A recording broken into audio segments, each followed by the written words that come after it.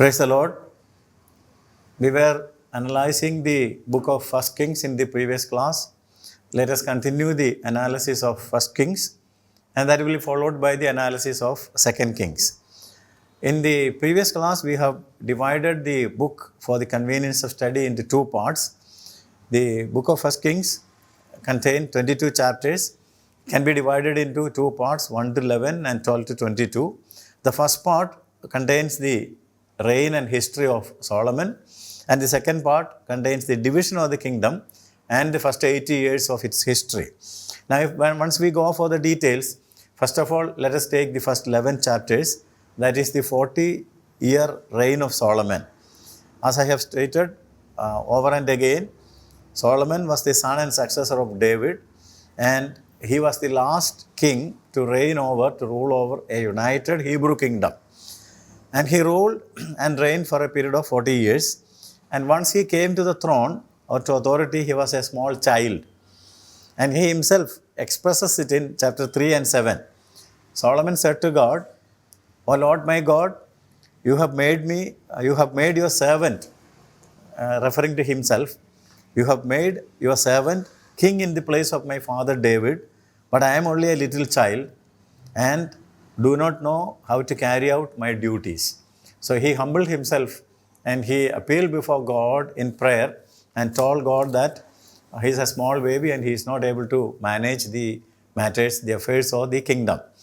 And then we see Solomon's prayer for wisdom. Solomon's prayer for wisdom is seen in chapter 3, 5 to 13. And based on the prayer of Solomon for wisdom, God granted it to Solomon. Now, God's granting is seen in verse 12 of chapter 3. 1 Kings 3:12 reads like this. God's response to Solomon's prayer: "I'll give you a wise and discerning heart, or an understanding heart, or a hearing heart, so that there will never have been anyone like you, nor will there ever be." So God decided to give him a discerning heart. A wise and discerning heart, according to the King James version of the Bible, is a hearing heart. A hearing heart means hearing from God, not taking his own decisions. That is the nature of a wise heart. A wise heart will always listen to the will of God, the commandments of God. So a hearing heart is very important. God offered that I'll give you a wise and discerning and hearing heart, so that there won't be anyone like you and there will not be anyone like you afterwards. Now, the same thing is recorded in 2 Chronicles also. Most of you know that the events in Kings is repeated in Chronicles. So 2 Chronicles chapter 1, 7 to 13 gives you the same event. Now look at the fulfillment of God's promise and the wisdom of Solomon. God promised that God will give him wisdom, and the fulfillment is seen in chapter 4, 29 to 34. 1 Kings chapter 4, 29 through 34. Let me read it for you. God gave Solomon wisdom and very great insight and a breadth of understanding as measureless as the sand on the seashore. Solomon's wisdom was greater than the wisdom of all the men of the East and greater than all the wisdom of Egypt. He was wiser than any other man. His fame spread to all the surrounding nations. And he spoke 3,000 proverbs, and his songs numbered 1,005. He described plant life from the cedar of Lebanon to the hyssop that grows out of walls. He also taught about animals and birds, reptiles and fish. Men of all nations came to listen to Solomon's wisdom, sent by all the kings of the world who had heard of his wisdom. So God promised that he will give wisdom, and God fulfilled it. Now, once we look at the wisdom of Solomon, it expressed itself in Proverbs and in songs. Proverbs and songs, and we have the Proverbs written by him in the Bible, and the Song of Songs also is in the Bible. But all the songs and all the Proverbs are not there, because we have seen that he spoke 3,000 proverbs, and also his songs numbered 1,005. but we have not got all these things. But so that's one side of his wisdom. And also, he was an expert in botany and zoology. Probably these sciences, these branches of sciences started with Solomon, because he taught about animals, birds, reptiles, and fish. And also, he described plant life. So that it shows the depth of the dimension of his wisdom. He was a versatile genius, a person well versed in several subjects. As we study some of the books written by him, like Ecclesiastes, Proverbs, and the Song of Songs, we will understand the wisdom that rested on Solomon. Now, the greatest achievement of Solomon was not only the wisdom that God gave him, but apart from that, he was the builder of the temple, David wanted to build a temple, but God did not give him permission. We have studied it in the previous class. It was Solomon's responsibility to build the temple of Jerusalem. Now, that was one of the greatest achievements of Solomon. Chapter 6 and 1 reads like this: he began to build the temple of the Lord. Solomon began to build the temple of the Lord in the 4th year of Solomon's reign, in the 2nd month, that is the month of Sib. So, his greatest achievement started after 4 years of his reigning. He started building of the temple. And if you read chapter 7, we can see how he completed it. And in chapter 8, we see the dedication of the temple. You can easily read and understand what is written in chapter 6 and 7. Chapter 8, dedication of the temple. That means he completed the construction. And his prayer of dedication is also given in chapter 8. 863 is very relevant. 863. So the king and all Israelites dedicated the temple of the Lord. That means it was completed. The construction was completed. The building was completed. And the temple was dedicated. Now the same event is described in 2 Chronicles chapter 7, first 5 verses. Also read 2 Chronicles along with this. 2 Chronicles 7, 1 to 5. Now it says, God's glory filled the temple. Once they prayed for dedicating the temple, God approved it, and the glory of God filled the temple, so that the priest could not enter into the house of the Lord, because the glory of the Lord had filled the house of the Lord. Glory of the Lord came down into the temple, and priests were not able to enter into the temple. God himself put his name there, and he blessed it. But at the same time, God gave some warnings and promises to Solomon, which we have to take note of. The most important thing is the construction and the dedication of the temple, but at the same time, God gave some warnings and promises to Solomon, which he did not take very seriously. So we have to take it seriously. Chapter 9, 3 to 9 contains the warning and promises God gave. Read chapter 9, 3 to 9. God heard Solomon's prayer of dedication, and God replied to Solomon, I have consecrated this temple which you have built. See how beautiful it is. You have built, but I have consecrated. I have consecrated this temple which you have built by putting my name there forever. My eyes and my heart will always be there.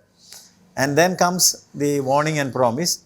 As for you, if you walk before me in integrity of heart and uprightness, and do all I command, and observe my decrees and laws, I will establish your royal throne. It's very interesting, isn't it? After the prayer of dedication, God told him personally, as for you, you are supposed to walk before me in integrity of heart and uprightness. And if you do like that, how will God know that you are walking in the integrity of heart and uprightness? By doing all I have commanded to observe, and observing all God's decrees and laws. Then God promised that I will establish your royal throne. And again, God continued, but if you or your sons turn away from me, see, that is the warning.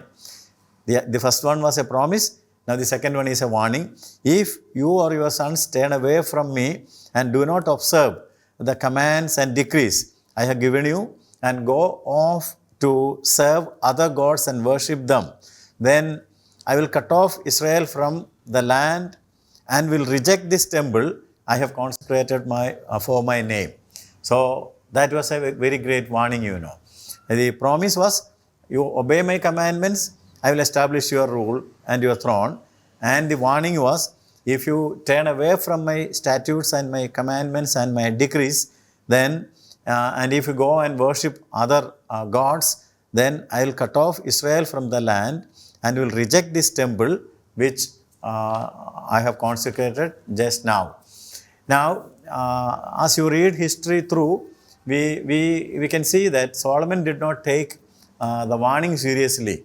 Probably he might have taken the promise seriously, but he did not take the warning seriously. And actually, he did not take both seriously, you know. The warning and the promise were not seriously taken by Solomon.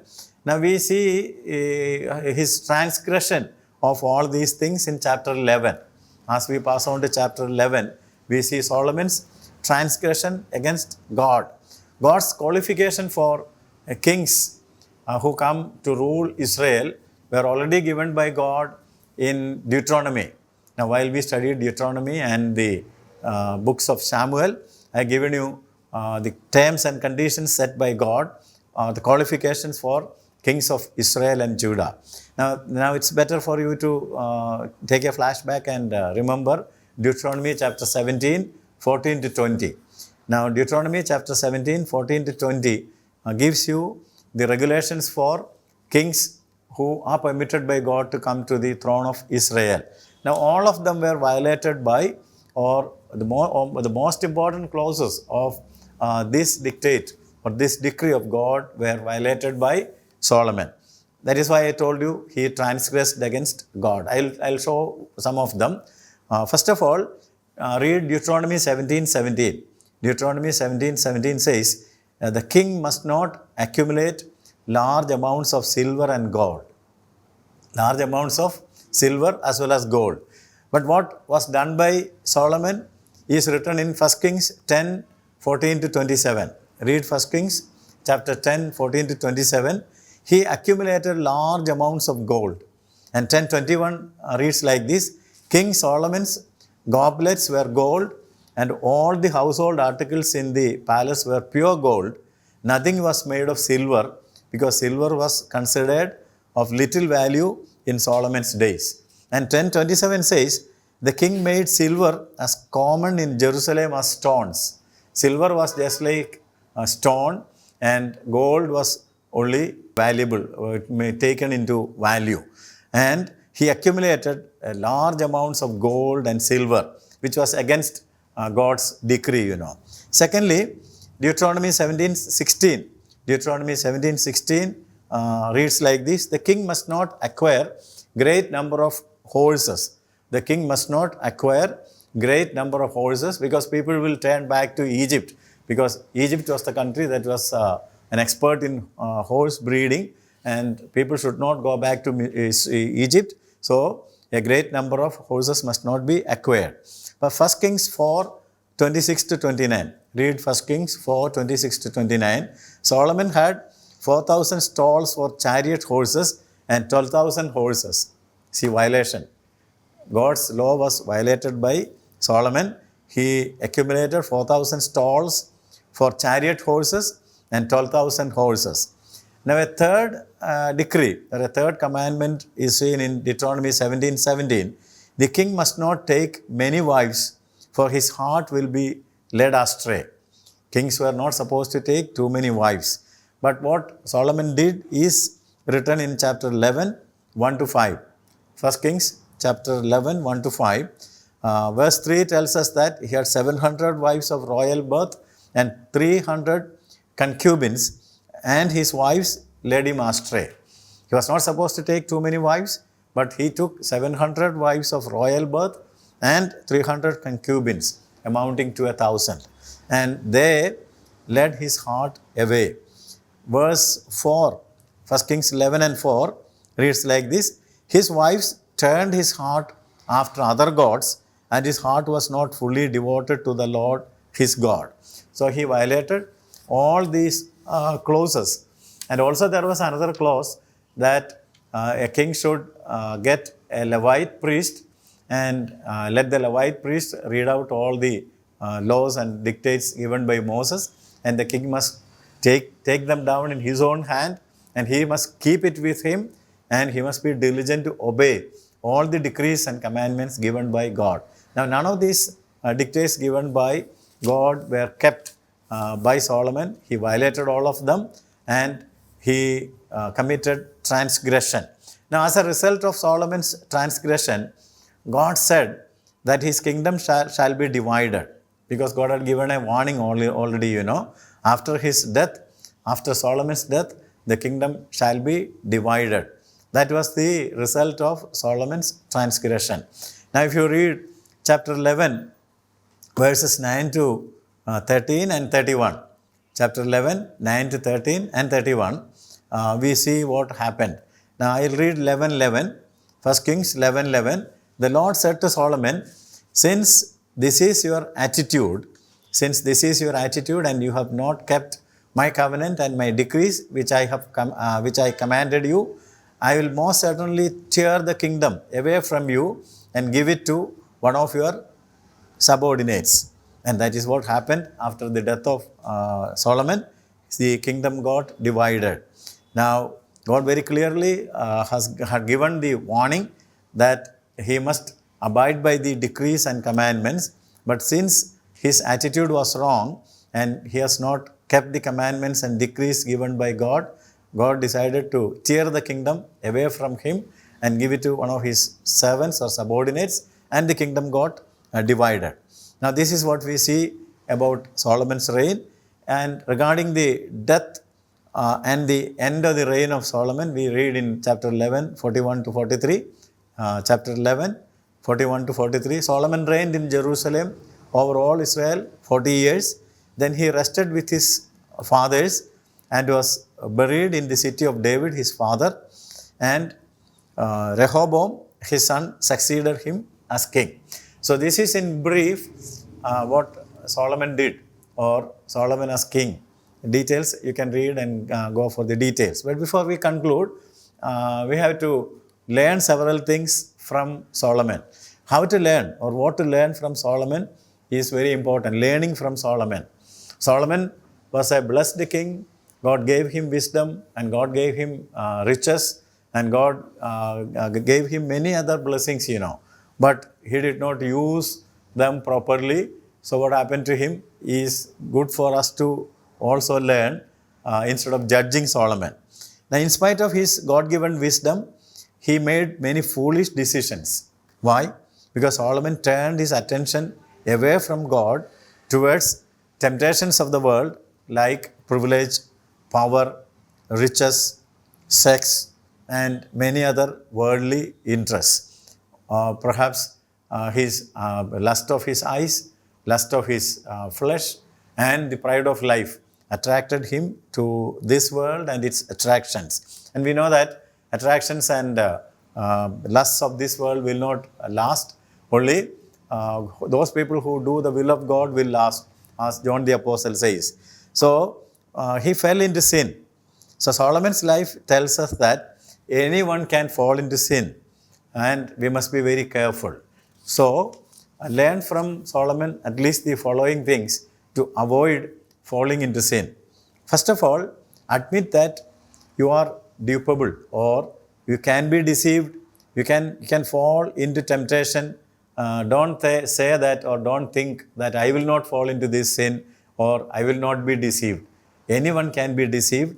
Anyone can fall into temptation and into sin. So beware. Secondly, we need discernment in fixing priorities and accepting influences and ideas of others. Do you follow? We need spiritual discernment in fixing priorities as well as accepting the influences and ideas of others. We must be influenced by God, and we must get into the divine nature rather than ideas of friends and people of the world. Thirdly, always keep waiting for God's will in every situation, because God gave him a hearing heart, and he was supposed to listen to God and keep waiting for the will of God in every situation. But he did not do that. Fourth, choose God's glory over your own glory. God's glory is more important than our glory. Number 5, don't ignore God's warnings. Always remember God's warnings about sin. God's warnings about sin must be taken seriously. As I have told you just now, don't think that I will never fall into this sin or this sin will not touch me. It's a wrong attitude. Also, don't try to manage sin. Many a time people try to manage sin. Don't try to manage sin. Instead, when you sin or sin approaches you, repent and get converted. Number 7, pay attention to what faithful friends have to say when your behavior irritates them or troubles them. Did you follow that? Our character, our actions will irritate or it will trouble our friends, and when they say that to us, take it seriously. Number 8, overcome materialism. Number 9, overcome lust and temptations of sex. These are very important. Number 10, guard your heart against idolatry.